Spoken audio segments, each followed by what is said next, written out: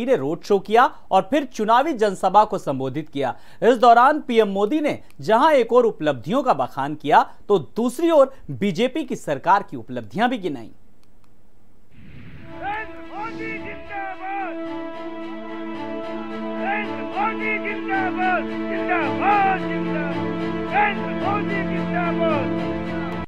उत्तर प्रदेश में भले ही 5 चरणों का चुनाव पूरा हो चुका हो, लेकिन अब बीजेपी की सबसे बड़ी अग्नि परीक्षा है।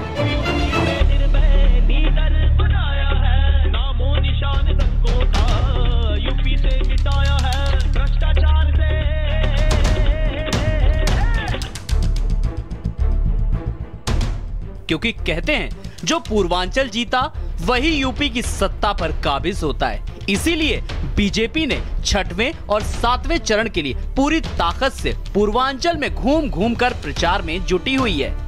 इसी क्रम में पूर्वांचल की सियासी राजधानी काशी में प्रधानमंत्री नरेंद्र मोदी ने पहले तो जनता के बीच जाकर रोड शो किया और फिर जनता को संबोधित किया। इस दौरान पीएम मोदी ने कहा कि बीजेपी के लिए दल से ऊपर देश है, यही हमारा उद्देश्य है। हम सेवा करने ही राजनीति में आए हैं। ये 1-2 दिन की रिहर्सल नहीं, 1-2 साल का कोर्स नहीं, बल्कि ये सेवा एक महायज्ञ है जो जीवन की आखिरी सांस तक अनावरत चलते रहना चाहिए।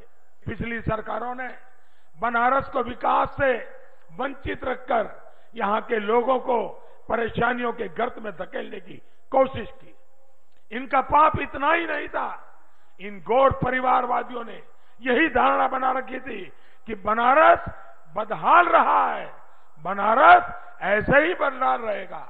लेकिन महादेव के आशीर्वाद से आज बनारस बदल रहा है। जब ये गौर परिवारवादी सरकार में थे तो यूपी के विकास के लिए, गरीबों के लिए हम जो भी काम लेकर आते थे उसमें ये अड़ंगा लगा देते थे। लेकिन बीते 5 साल में डबल इंजन की सरकार ने यूपी के विकास की पूरी ईमानदारी से कोशिश की है।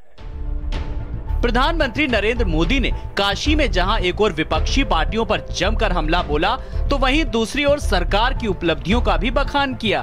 पीएम मोदी ने कहा कि बीजेपी की सरकार में लोगों के घरों में बिजली पहुंची, गरीबों को घर दिया गया, सड़कें बनाई गई, हाईवेज बनाए गए। आज यूपी में विकास की परिभाषा आपको जमीन पर दिख जाएगी। जैसे कर्मठ कार्यकर्ताओं की ताकत हो, उसकी जीत तो सुनिश्चित है ही।